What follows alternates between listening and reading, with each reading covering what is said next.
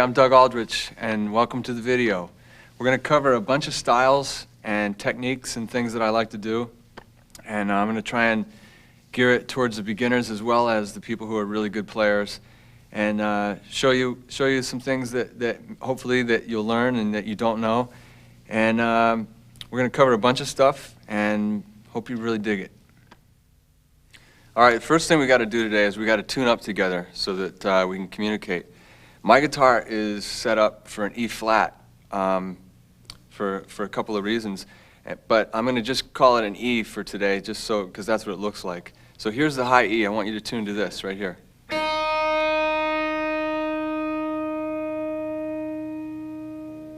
And here's the E chord.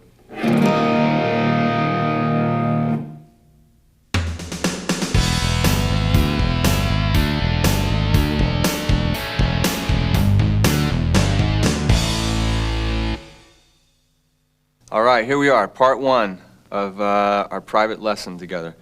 Let's talk about some bending. Bending is like one of my favorite things because it really shows the emotion. I'm like a pretty moody person. Sometimes I'm up and sometimes I'm down, and bending kind of helps me bring my personality out more. If I'm playing a song that's really aggressive, the bending can make it even more aggressive and more passion. If it's something that's kind of sad or slow or you know, vibey or trippy, then you can use the bending to accentuate that. So to me, bending is like really important. And as you know, when you bend, you have to be careful about the pitch, because if you bend too far, then it's a little sharp, and if it's not quite enough, it's a little flat. And it sounds bad when you don't bend in the right spot. So you have to figure out which note you're going to bend to, and then you practice bending up to that note. Eventually, you know, as time goes on, you get the scales and the keys that you're in your head, and you immediately know from experience, you know, what things to bend and where they sound good and where they don't. But one of the things that maybe in the beginning people don't understand is that you use all your fingers to bend, or whichever ones you prefer. But I always use these first two fingers when I'm bending to help bend. It helps you have a little more control on the thing, on the note, and it gives you a little more strength. So like if you were to do it with just one finger, say if you're bending on this note to here, and you were using one finger, it would be like this. It's really hard to do it. It's just much easier if you grab with these two fingers.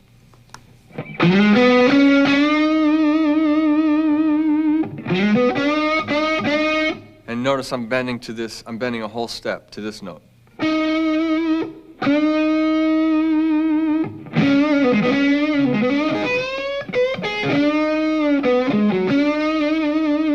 And you want to add a little vibrato on it too, because it also sounds a little cold if you don't put your vibrato in it.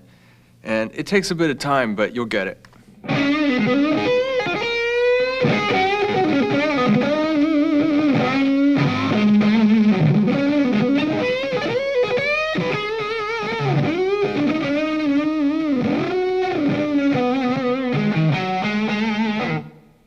You can bend anywhere on the neck or with any fingers that you want. Sometimes with your first finger, it is easy to bend with this one finger. That's the one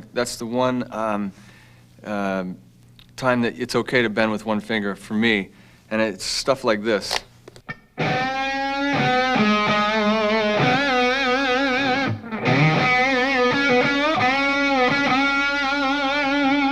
And it really, it sounds nice as opposed to doing all the time. You know, if you put some bends in there, it really, you get more emotion from it. So for stuff like, and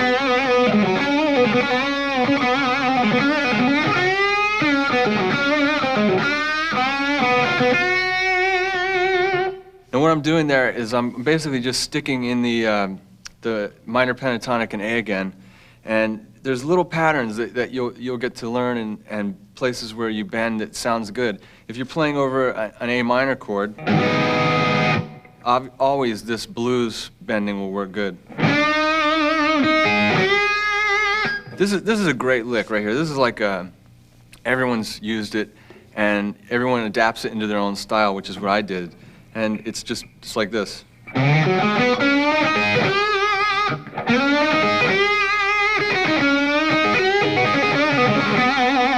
And you can do all kinds of different stuff. You can play it fast.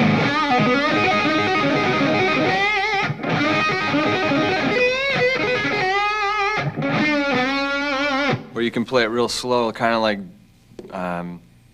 some of the 70s guitar players.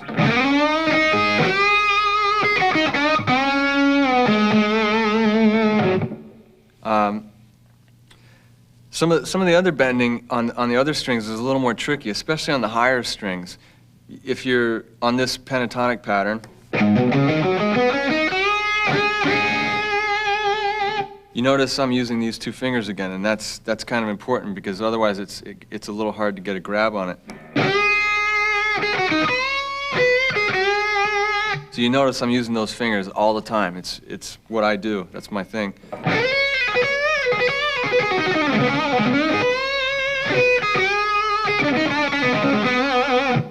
Which is, it's good because it gives you more control and strength, as I said.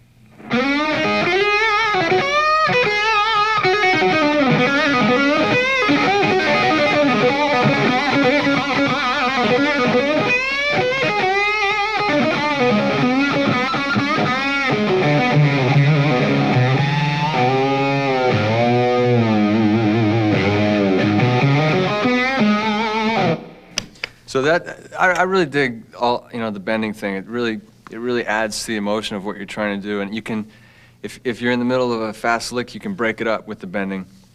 And that low stuff is really cool. It's got a lot of attitude, this.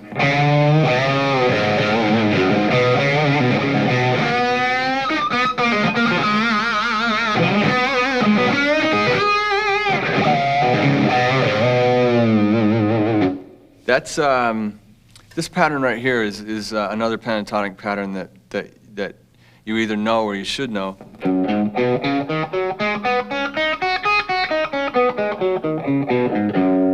When I'm practicing these pentatonic scales, I'll try and keep my hand in one position like this.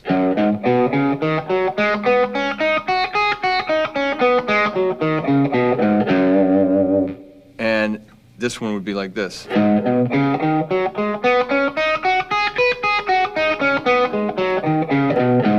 But as you're playing and you're soloing and stuff, sometimes it's good to just use other fingers, That's just a good exercise like that, to play those scales real slow and really clean so that you make sure that you're good with them. But later on, you might, instead of using this finger, this fourth finger, you might use your third finger.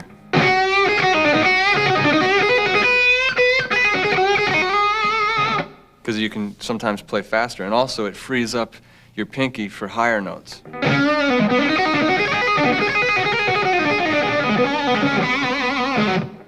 Like that kind of thing. But to finish up on bending, it takes a long time to get really comfortable with it, and there's all over the neck, any scale or pattern that you play, there's going to be spots where it sounds good to bend. If we're in the key of A, like we've been playing in A minor over this type of thing,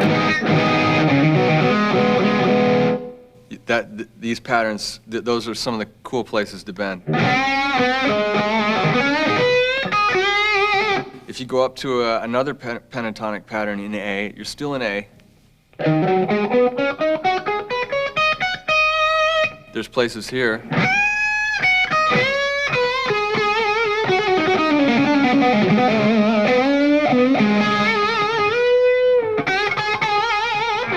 Those are all cool things. So every scale that you play, there's going to be places where it's really good to bend. And the more that you do it, and I'll try and show you some of the licks today, but the more that you do it, the better you'll get at it.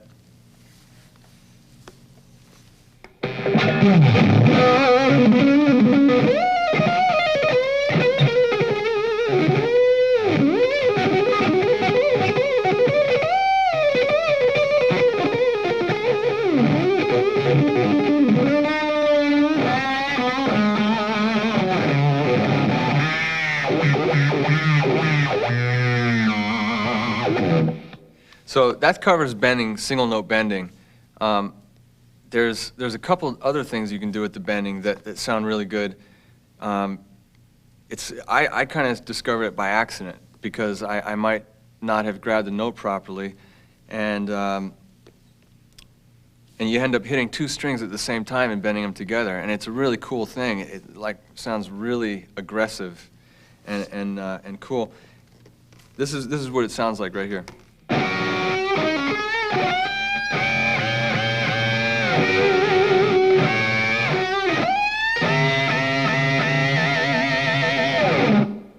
And at the end of a run or something, it's a cool way to end it.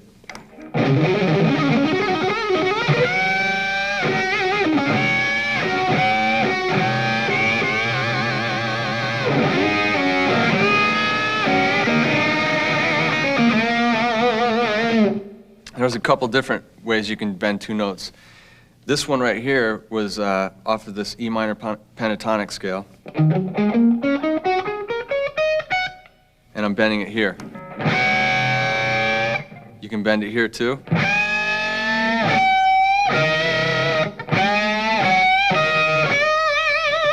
And it's nice as opposed to always doing like this sort of thing. Sometimes it's nice to go.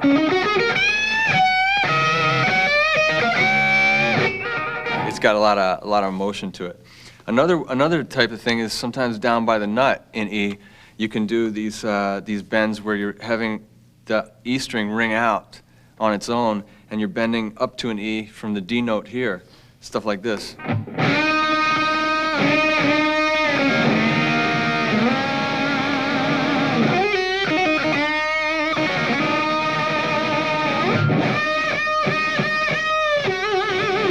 It's kind of got a nice sound to it. Another kind of bending is called double stop bending, which for me is a cool thing. If you bend to a note and then you stop there and then you go higher like this.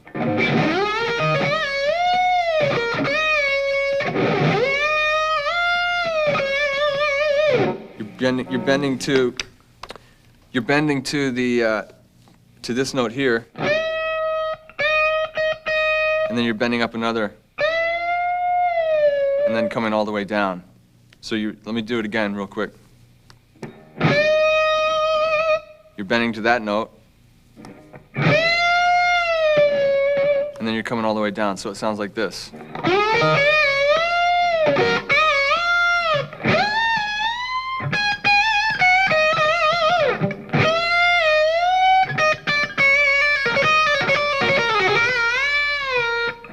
Those are kind of nice sometimes too, to break it up. So if you mix all those bending things in together, you can get something like this.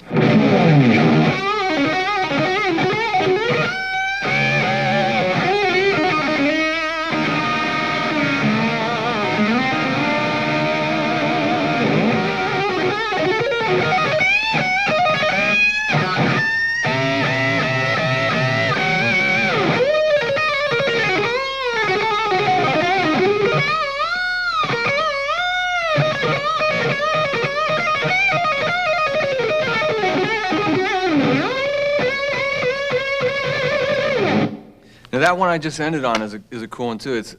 I call it the Ernie bend because it sounds like you're saying the word Ernie. It's kind of like Ernie, Ernie, Ernie type of thing. This is a thing where you're basically, it's similar to this one, the low one I showed you. And you might hold this note here and bend this one up to it.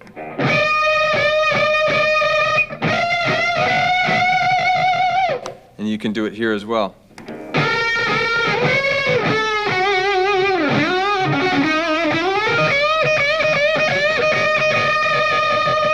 And if you can get used to holding the fingers and doing that, you can kind of break it up a little like this.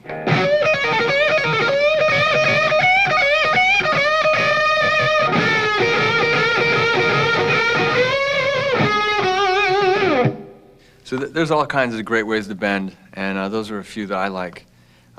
Next, I want to talk to you about one of the techniques that I really, really enjoy, which is staccato and legato runs, which is basically the way I look at it is staccato is kind of sharp and tight versus legato, which is smooth and it's long and it has a smooth effect. So staccato is like this type of thing.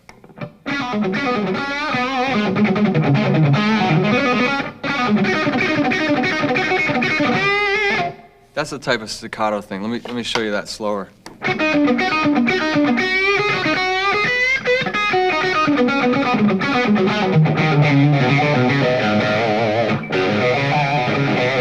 And some ways that I like to use that is kind of like this.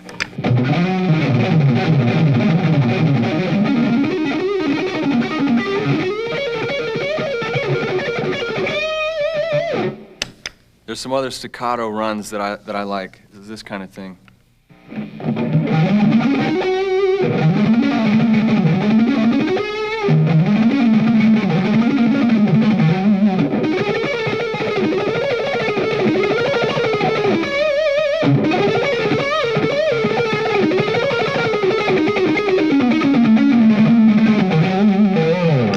And you're basically picking the notes, all of them, and slow it would be like this.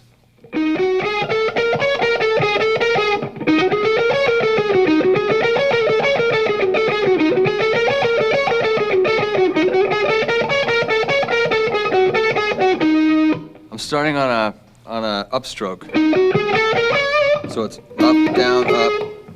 I'm starting on an upstroke, so it's up, down from there, starting on this note here.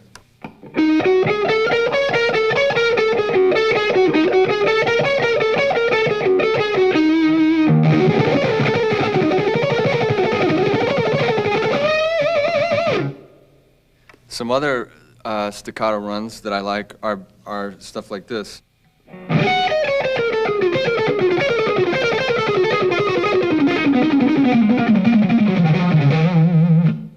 And slow, that's kind of like this.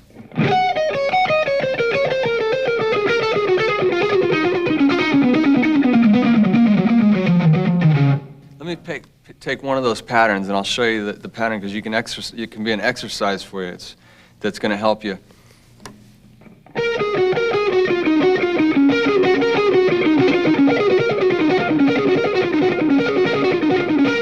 Starting with a downstroke on that one.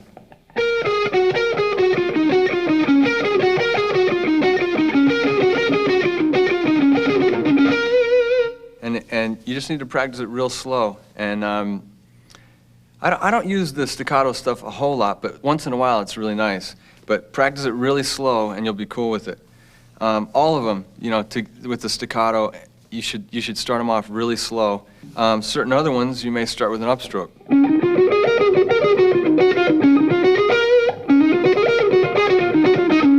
So that one I start with an upstroke.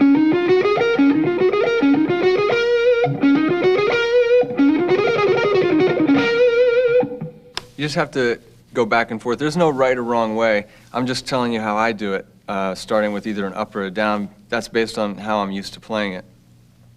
Some of the legato stuff I really dig a lot too. It's kind of, I think my style is more kind of legato, because it's smooth and you can still play fast and stuff. But if you wanna all of a sudden start playing harder and staccato-y, it blends nicely with the legato stuff. Just a basic pentatonic legato run that I do is or a legato exercise, I should say, is like this.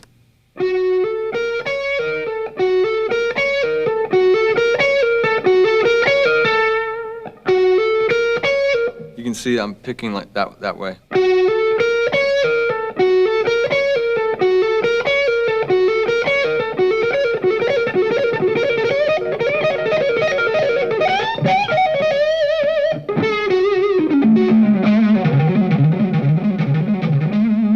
You can use that all over the place. I just pick little sections of the scale that I like to do it, and then I'll kind of sit there for a minute.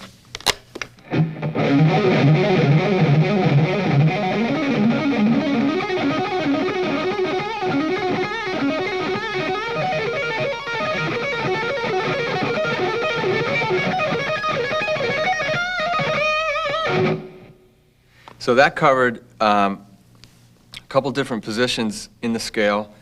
We're in the key of E minor right now, and it started off on a pentatonic scale here.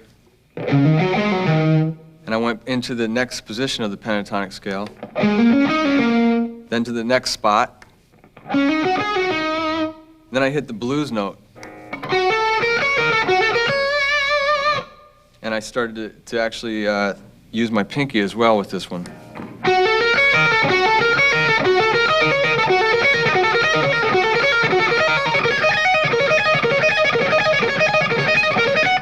Now, that's the same technique right there.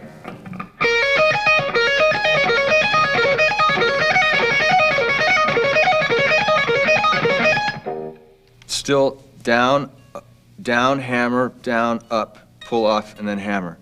That's how it is, and it's always the same on that particular thing. And the reason why it doesn't sound like all the same back and forth is because I'm throwing in some bending and some changing it up a little bit. If it was always the same, it's like this. And it's cool and everything, but it's nice to change it up once in a while.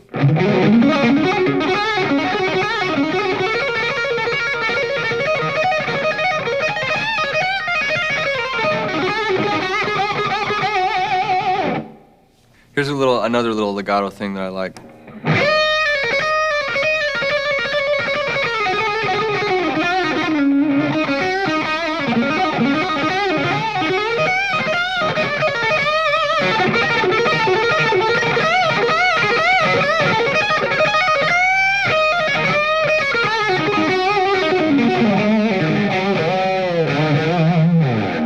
There's a couple other little ones too that are really cool that I should show you.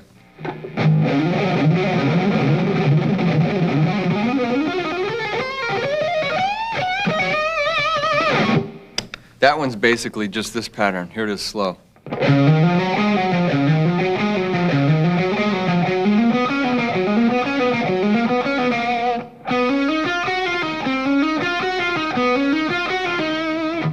And here it is faster.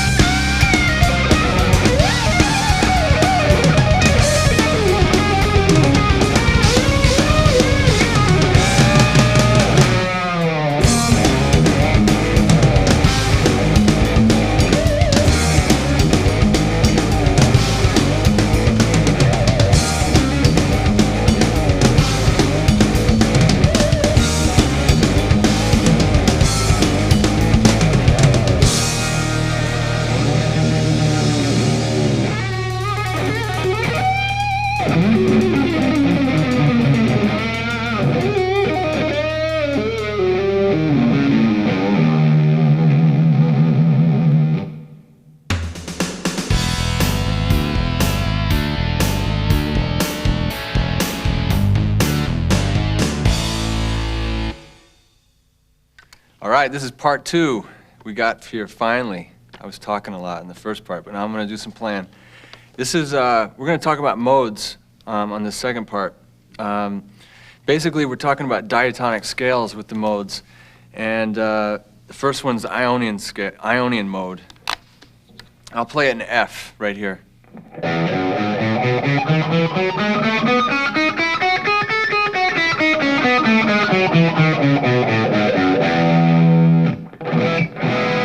And basically, the modes are like spices. They're like when you're cooking, you know, putting a spice in.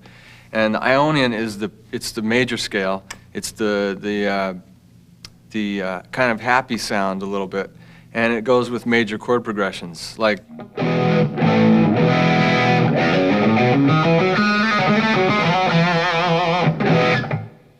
The next mode, and I'm going to get into a little bit of theory in this part as well. The next mode is the Dorian mode, which is this one.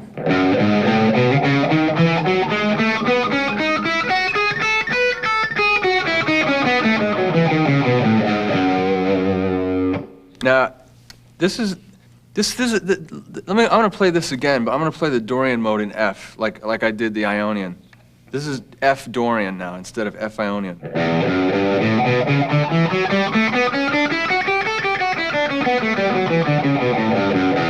Now what you're going to notice is I'm starting in F, but the pattern's different. Basically, there's 7 notes in the major scales, in the major diatonic scales, and there's one pattern for each note. And here's the Ionian again in F.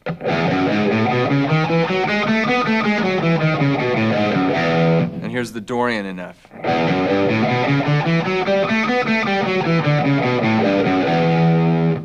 Now basically this is a minor scale that is kind of a blues-based scale. I'm going to show you how to use these in a minute. The next one's Phrygian.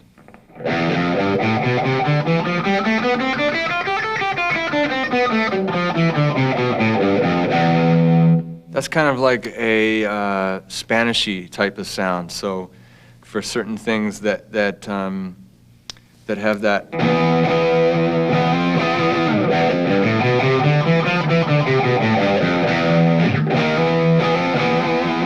that gives you that sound that goes with that chord progression. The next one's Lydian, and that's a major jazz scale.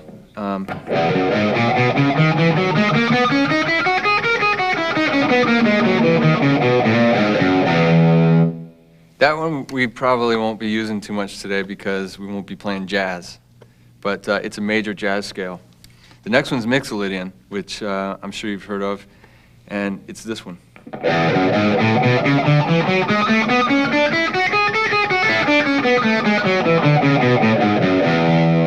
And that's a really cool one for all kinds of playing in the hard rock kind of style.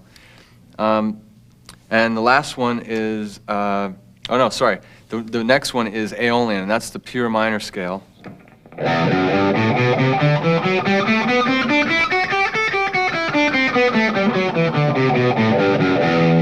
That's the most common one for the hard rock thing that people use when they're using a diatonic scale. That's the one that they usually, most chord progressions are based around pure minor. The last one now is the Locrian or Locrian. I'm not even sure how you say it, but it's a minor jazz scale.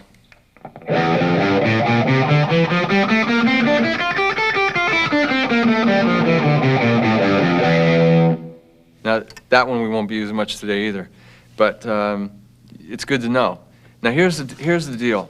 The diatonic scale, dia, means 7 tones for tonic. So diatonic is a 7-tone scale, and if you make one scale from each note, you're going to come up with an octave of scales that. So, say in the key of F, we can take this first pattern in F Ionian, and then take the Dorian pattern next, and then the Phrygian next, and so on. Basically, it goes Ionian, Dorian, Phrygian, Lydian, Mixolydian, Aeolian, and then Locrian.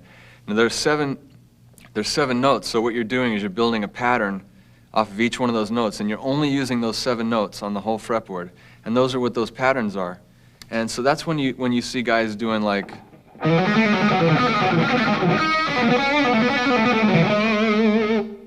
they're just going on those scales. They're just going back and forth. And here's kind of this is how I might do something like that.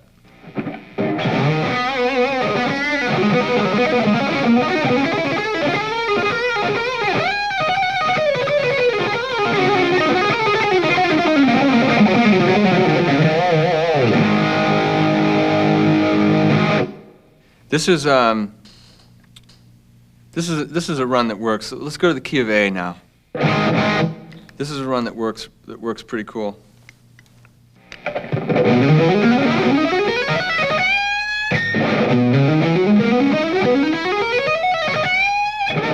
And that's basically taking 2 patterns, this one and this one here. And in the key of A, you're putting them together. You're switching right here. You're switching right in the center there. Instead of going, you're going. Then you move. So with these diatonic scales, it's limitless. And what you want to be able to do, the end result you want to be able to do, is for, if I said to you, I've got a pure minor progression, or just a rock and roll progression that's a minor thing, you want to be able to take the Aeolian mode, which is the minor scale, the pure minor scale, and play it in any key. So if I said to you, play it in G, you take that pattern that's Aeolian,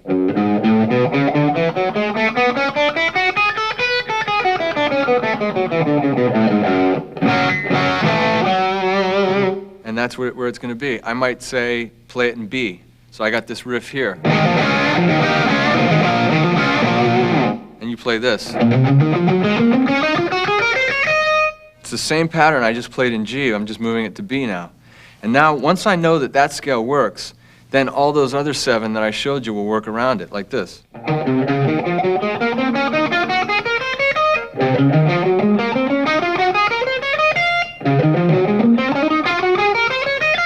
So say you're like, okay, I like that one right there, and I'm in the key of B.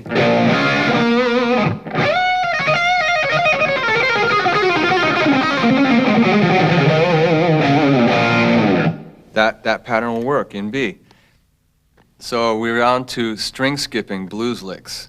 This is a thing that I really like a lot because it's pretty flashy, and you can use it to break up a regular pattern. Now the blues pattern is the pentatonic pattern. Pentatonic, so there's 5 notes in that scale, and there's 5 scales. Anyways, this is one of them that I really like a lot.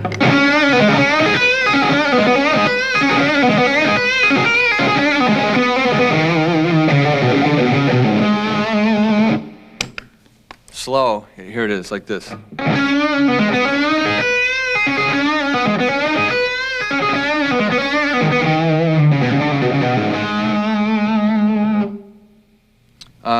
Another one that I like is this one right here.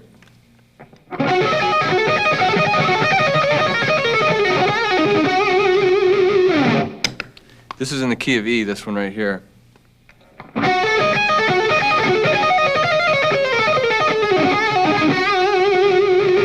And here it is slow.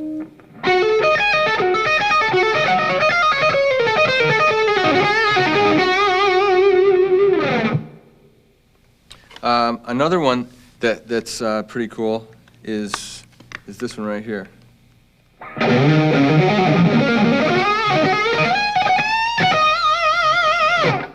The end of it, right here.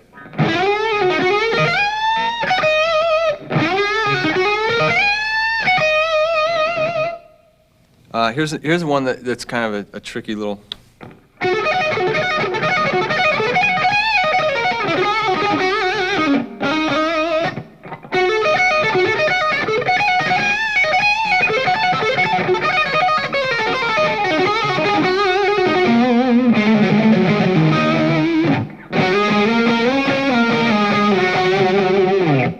octaves is a good thing to use sometimes. You know, when you're in the middle of some type of a run or something. Check this out.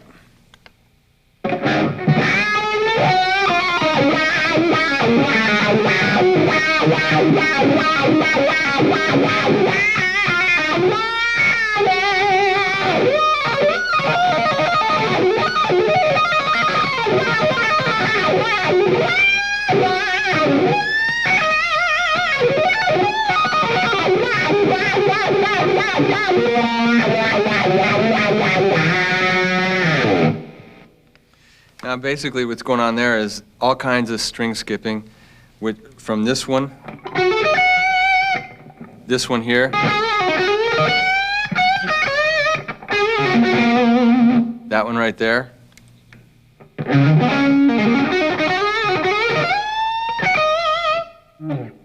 so those are the octaves and the string skipping, and it's a pretty cool thing.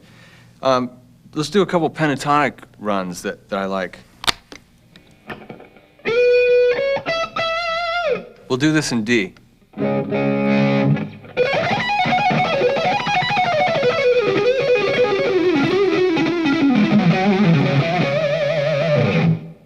That's basically, that starts off on this D minor pentatonic. And you're stretching your fingers up.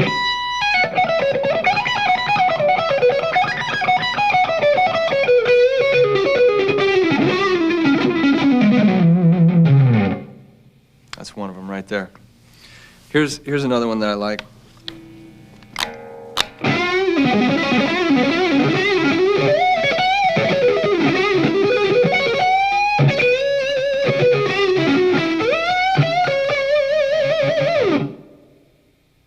That's basically a couple of things. It starts off here. And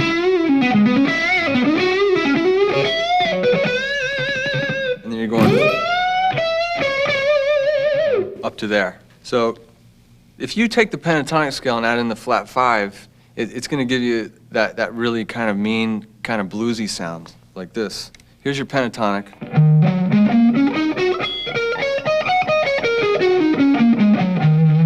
And here's the flat 5.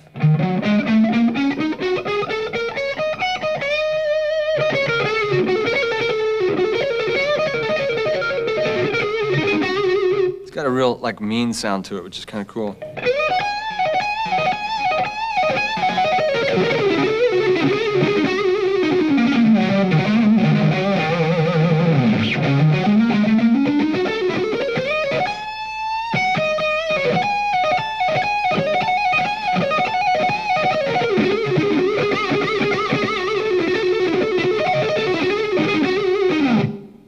That's basically just a lot of little things using that. Instead of you're doing this pattern, you're doing this.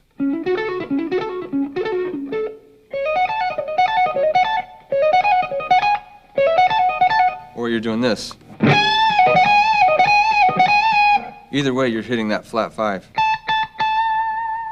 Basically, if you're in the key of E, here's your minor pentatonic. And here it is major. You just move it down 3 frets.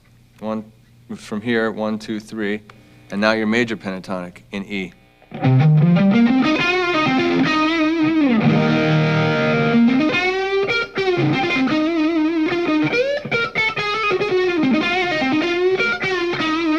And then if you slide it up, you're back into minor. And the two together is really cool.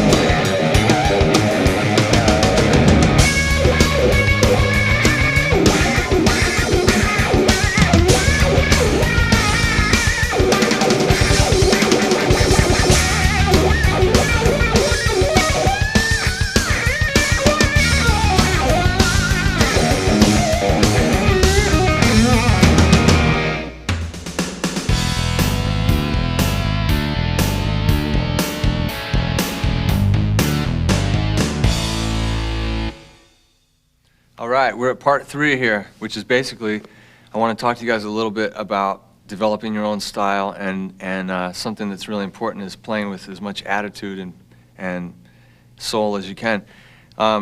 Developing your style comes from playing a lot. That's when you really get it, and you have to put the hours in, playing scales, playing chords, and sooner or later, probably, it takes a little while, but you start to develop little things like what I do. A simple thing is, instead of just bending like this, I'll do something stuff like that. Little things like that can set you apart from everybody, because you don't hear it. Everyone does different things, and little licks you'll end up. One of mine that I always do is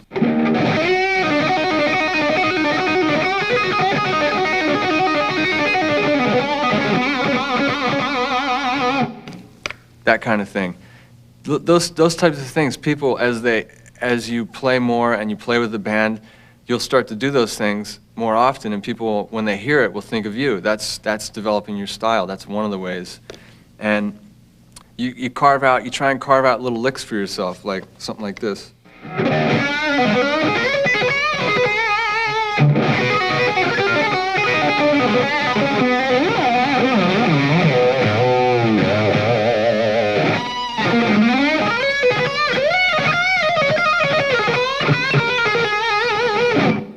There's lots of little things that go into that make you have your own style. It's the way that you slide into a note, or the way that you bend it, or your vibrato, or the choice of notes that you pick, as opposed to playing just the straight pentatonic. I like this Dorian mode a lot.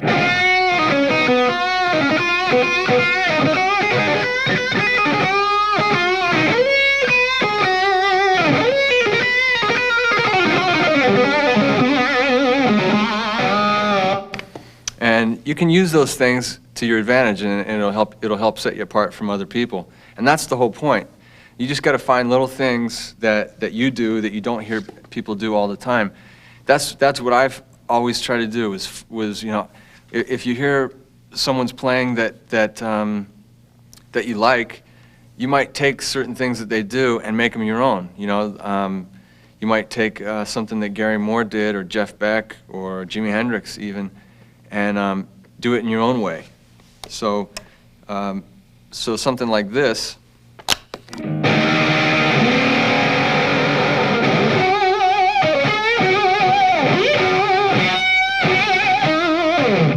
is kind of like a Hendrixy type thing, but there's lots of ways you can break it up and do it your own way.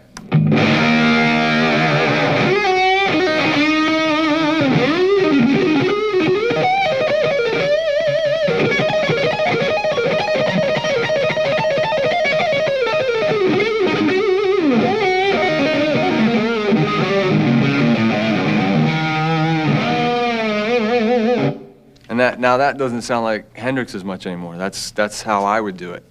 Or a Jeff Beck lick, or Michael Schenker. Michael Schenker used to always use the Mixolydian scales and the major pentatonic. But if you use the scales, if you play those scales and do them your own way, then you're not going to sound like him. You're going to sound like yourself. So that's really what you want to do. Is just, you got to play a lot, and you got to look for things that you like to do and you like the sound of, and don't worry about what other people are doing. You don't necessarily want to copy anybody, because then that makes it harder to get your own style. The more that you copy the way that your favorite guitar player plays, the more you're going to sound like him, and you won't sound like yourself. And really, that's what I want you to do. I want you to sound, I want your personality to come out in your playing. So that's what you need to try and do.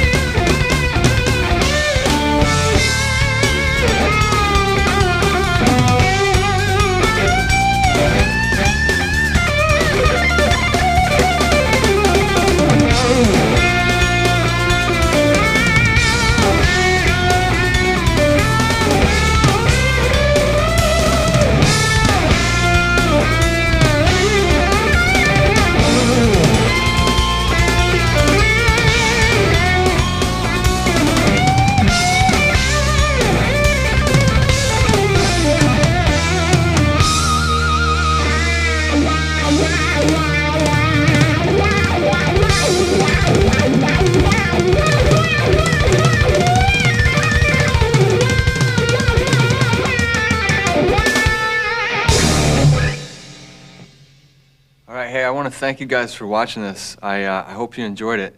There's several things that we did today that are things that I really like and are part of my style and things that I enjoy. And there's several things that we didn't really get into, but we will either next time I see you, or you can come over to my house. I'll give you a private lesson. Anyways, thanks again for checking it out, and good luck. I really want you all to be great players and get your own style and really play hard.